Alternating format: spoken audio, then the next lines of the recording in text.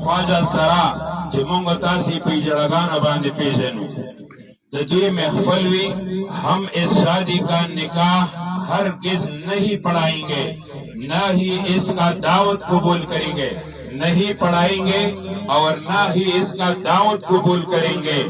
البتہ اگر کسی نے خلاف ورزی کی تو اس پورے خاندان کا کسی بھی میت کا نہ نماز جنازہ پڑھائیں گے، نہ نماز جنازہ پڑھائیں گے اور نہ ہی نماز جنازہ میں شرکت کریں گے۔